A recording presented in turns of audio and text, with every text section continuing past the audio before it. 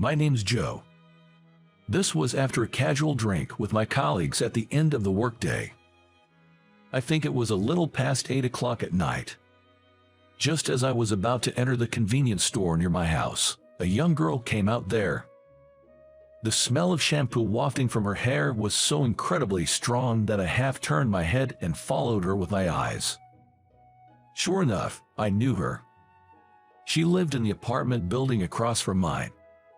Though we had never spoken, we would give each other a nod if we happened to see each other in front of our apartments. She had a short haircut with a little flip at the ends. I'm not great at understanding women's hairstyles, but it seemed to be called a mullet hair. I thought she was a college student, probably in her early 20s. She wasn't flashy, but had a kind of soft, approachable, and cute face. Usually, she was well-dressed, but that night, she was in a tracksuit unusually. She staggered down the street at night, weighed down by the plastic bags she carried in both hands. After I finished at the convenience store and entered the alleyway to my apartment, I saw her not far ahead, standing still with 2 plastic bags at her feet. One of the bags had ripped open under the weight of its contents. "What's wrong?" I asked. When I called out, she looked up at me with a pleading expression. "It's just heavy." Following her words, I looked at the bags on the ground. Each bottle contained 4 2-gallon of mineral water, 8 in total. I thought it was a rather hefty purchase and decided to lend a hand. "I'll carry half of it. You live in that apartment building over there, right?" "Yes, but are you sure?" I assured her it was no problem, although I was a bit bothered by the overpowering smell of her shampoo. As we walked along carrying the bags full of water bottles, I asked about the situation. About an hour ago, she had been using the shower at home. Just as she started washing her hair with shampoo, the hot water stopped. She had only planned on showering, so the bathtub was empty. She wiped off the shampoo suds with a bath towel as best she could, and then stepped out of the bathroom in her tracksuit. So she hadn't rinsed off the shampoo. That's why the smell was so intense. I nodded in understanding, feeling strangely satisfied with her explanation. Despite this, her story continued. Just as she stepped out of the bathroom, the doorbell rang. It was her neighbor, checking to see if her water was also out. It turned out the water was out in all the apartments, and everyone started making a fuss. Someone called the property management company who managed the building. When they came to check, it turned out to be a problem with the water tank. They called a professional to repair it, but it couldn't be fixed that night, and so, everyone had to spend a night without water. That's why she had gone to buy bottled water at the convenience store. I helped her carry the water bottles up to her room. She thanked me repeatedly, looking quite embarrassed. "That's quite a disaster. Must feel awful with your hair full of shampoo." At my words, she put her hand on her own head. "Yes, so, after buying the water, I thought I'd boil some and wash it out." As she said this, something flashed in her mind, and her eyes lit up. "Right, there's a spa down the street past the convenience store, isn't there? Maybe I'll go there. It's been a while since I last visited a spa. I wouldn't usually." I nodded, turned on my heel to leave, and then remembered something. Remembered and turned back to her. "That spa, it's closed on Tuesdays." Her hand, which was inserting the key into the lock, suddenly stopped. Then she looked at me with her mouth gaping. There weren't any other internet cafes or the like where she could use a shower in this neighborhood. "If you'd like, you can use mine. It's old, but I keep it clean, so it's not dirty." She lived in what you might call a fancy designer condo. In contrast, I lived in a 40-year-old, 2-story wooden apartment building. At best, it was of a retro design, but simply put, the decay was severe. It was a rickety old apartment. But I liked it. There wasn't any particular inconvenience, and the location was good. My room was on the 2nd floor, and it got decent sunlight. And above all, the rent was by far the cheapest in this area. I even doubted whether it was a crime scene when I first moved in. The layout of the room was such that as soon as you entered the front door, the kitchen, about the size of a small dining room, was to the right and a bathroom unit was to the left, and there was just one larger room in the back. She was a little hesitant about my invitation, but losing to the unpleasant feeling of her hair, she eventually came to borrow the shower. She came to my room with a fearful look on her face, looked around with a curious look on her face, and then entered the bathroom. Immediately, I heard the sound of hot water running and pitter-pattering from the shower. I felt as though I was listening to a sound I shouldn't be hearing. So, I turned on the TV in a hurry. Thanks to you, I feel refreshed. I'm glad I could be of help. Exchanging these words, I saw her off from the doorway. A few days later, in the area where my apartment is located, there was a prior notice that due to power supply demand tightness, a planned power outage would be implemented for about 2 hours from around 7 p.m. It may be inappropriate for me to say this, but I was looking forward to a little taste of what a power outage would be like, if only for a couple of hours. And at exactly 7 p.m., it became pitch dark outside the window. The lights in my room remained on. Wondering what was going on, I went outside of the apartment. It turned out that even though this whole area was said to be affected, my apartment was excluded, and the power outage had occurred up to the other side of the narrow lane. I was left a bit surprised, not knowing whether to be happy or disappointed. Then, she came out of the condo across the street, which was affected by the power outage. When I greeted her, she also bowed her head, saying, "Thank you for the other day." And then she sighed and said, "It's a power outage this time. It's so annoying. And I have an exam tomorrow." She had heard the notice about the planned power outage, but it seemed like she was sure it would be cancelled. But still, taking the previous water outage as a lesson, she had stored some water. In cases where water tanks are used in condos, water is sent to each room using electricity, so if there is a power outage, water will also stop. And when the power really went out and the lights turned off, she thought she would try to imagine the exam questions in the dark, almost like a meditation. She was thinking about making some tea to calm down. But my place is fully electric, so not only do the lights not turn on, but I also can't get water or heat water. And so, far from calming down, she became frustrated and decided to go to a fast food restaurant near the station to study. I was about to tell her that in my room, the lights are on and I can heat water, but I decided not to. Instead, I said, "Well then, good luck, take care," and saw her off. Then, the next evening, when I was returning from work and about to leave the station, I saw her arguing with the station staff inside the ticket gate. "Good evening. Is something wrong?" "Oh, Joe." I didn't remember introducing myself to her, but maybe she had seen my nameplate when she came to borrow my shower. "I don't have enough money for the train fare." "Train fare? How much?" she answered with a face that looked like the world was ending. 80 cents. 80 cents. Nowadays, 80 cents. I couldn't help but laugh out loud. But anyways, I lent her the money anyway. She successfully exited the train station and headed home with me. "I think I dropped my phone in the train," she said. She's always been one to go cashless, paying with her phone wherever she went. Of course, she carried a bit of cash too. But that day, she had just finished her college exams and had an early dinner with her friends to celebrate. The restaurant they entered only took cash, and she used up most of the cash she had.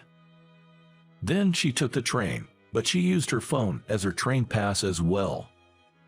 She was able to go through the ticket gate when she boarded the train with her phone, but after she got off, she lost her phone and couldn't get out of the station.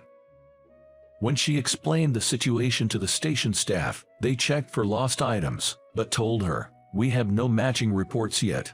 You can either wait a little longer or hope that the train crew finds it when the train she was on goes back to the garage." Regardless, she had to pay the train fare. It was okay to self-report the station she got on at.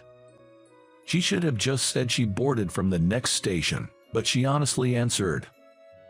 As a result, the fare from that station was 80 cents more than what she had left in her wallet. If she had a debit card, she could have withdrawn cash from the ATM on campus, but she always left her debit card at home and relied on her phone. The next morning, she came to visit me, out of breath, as I was leaving for work. She had withdrawn cash from the ATM at a convenience store last night. Since she didn't have a landline at home, she searched for a public phone in the neighborhood and just contacted the railway company. Then she found out that her phone was stored as a lost item. So I'm going to go pick it up now. Saying that, she ran off, then came back to me as if she remembered something, and paid me back the 80 cents I lent her yesterday. Watching her leave, I couldn't help but laugh. I felt like I had become her uncle or something. Then, next weekend, while I was shopping at a nearby supermarket and checking out, I spotted her at the next register. She was, unlearned, paying with her phone again. After checking out, I approached her at the batting station and spoke to her. "Hello, are you shopping?" She looked surprised for a moment, but as soon as she recognized me, she smiled and said, "We've been running into each other a lot lately, haven't we? Maybe we just didn't notice each other before. We might have been passing by each other all the time." We left the supermarket and walked home together. Lately, I've been really unlucky.